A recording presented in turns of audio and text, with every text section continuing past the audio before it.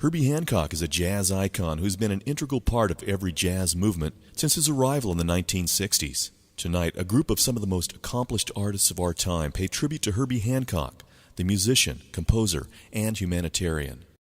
Herbie Hancock, for me, represents the very, very best in jazz. He's a wonderful composer and just an amazing piano player, but a real gentleman. Herbie lets it fly in its freedom. And Herbie, you know, is a force. You want something done expertly, you call a master, and Herbie Hancock is one of those people who can do it all. When I think of Herbie, I think really of not just of a musician, but I have fond reminiscences of good times. He's got the technique. It's soul and science, right? You know he's got the science.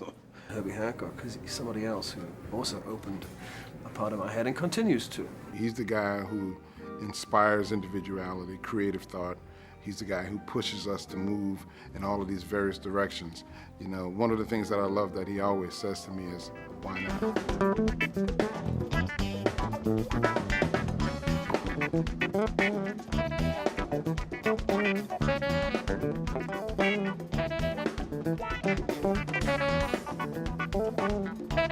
Herbie has had hit records in effectively every modern genre. Whether you're talking about R&B with Stars in Your Eyes, or hip-hop with Rocket, or you're talking about Latin jazz with Watermelon Man, or you're talking about straight-ahead jazz with Maiden Voyage, or you're talking about ultra-modern jazz with things that he did with Miles. I mean, Herbie is jazz for us. We don't have a better representative of all that is jazz than Herbie Hancock.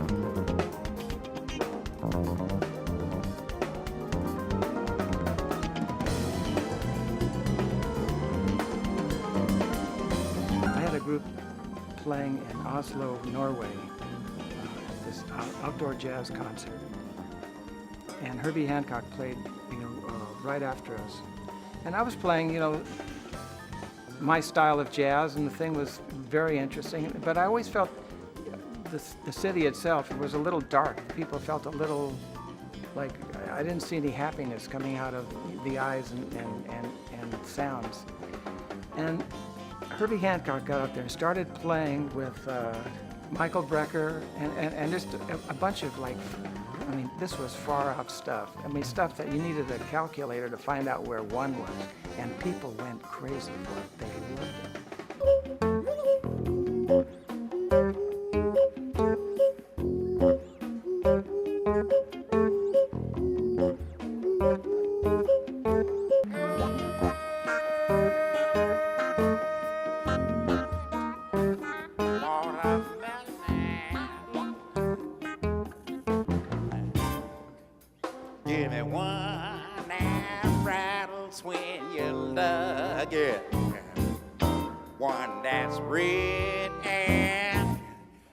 They loved it. Herbie Hancock did a song in the 80s that was off the chain. 1980s, he made jazz and hip-hop come together with his song,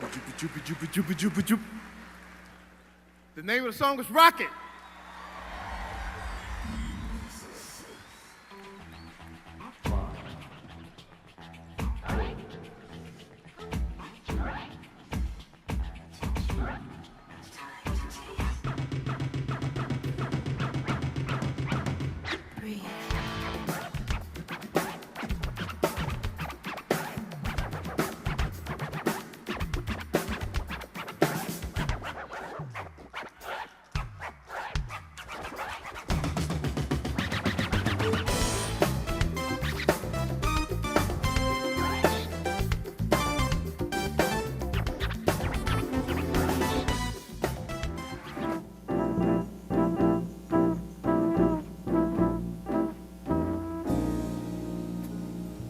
It begins to tell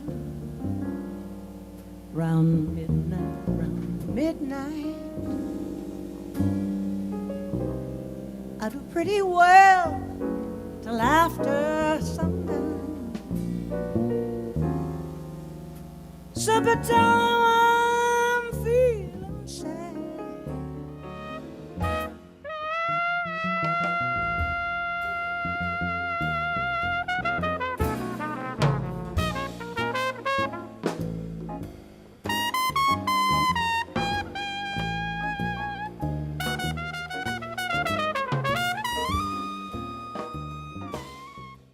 Herbie is a person who has been one of our leading visionaries in the world of art, not just music, but the world of art.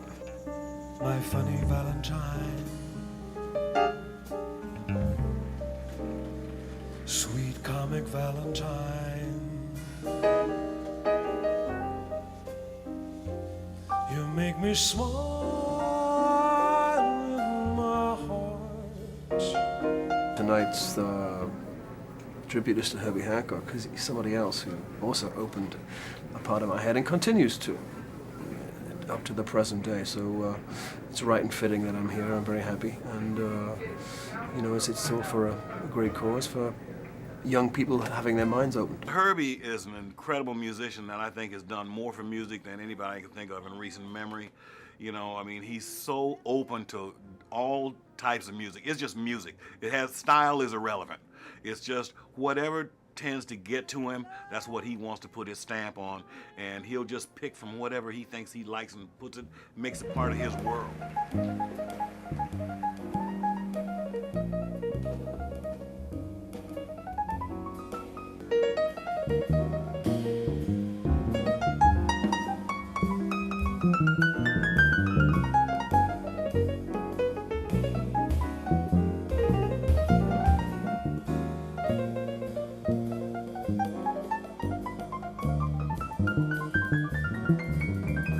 Proud to say that Herbie Hancock has been a part of the Thelonious Monk Institute of Jazz since its founding and has served for the past 3 years as Institute Chairman.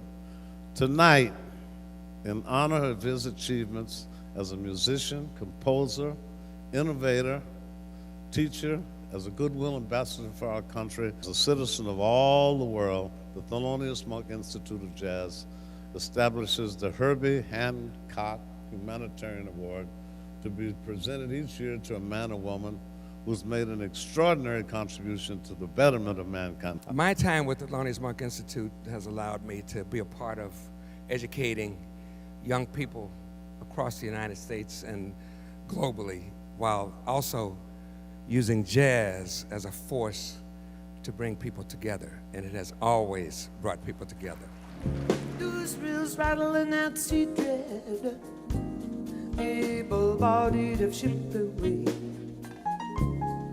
Myrtle McKee gets her tea leaves red. You'll be married in a month, they say. She says, Many of those lessons that Miles has taught me have remained in me, you know, as part of my DNA now. You know, maybe it was in the first place. I actually think it's in everyone's DNA. You know, to be outside the box, to not be afraid to be outside the box is a person's individual responsibility. Because you have to take that step. Nobody can take that for you.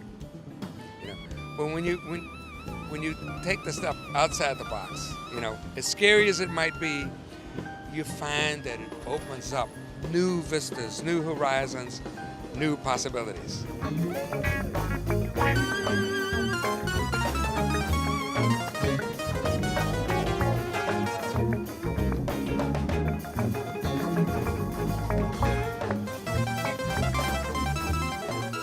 Herbie Hancock is a national treasure.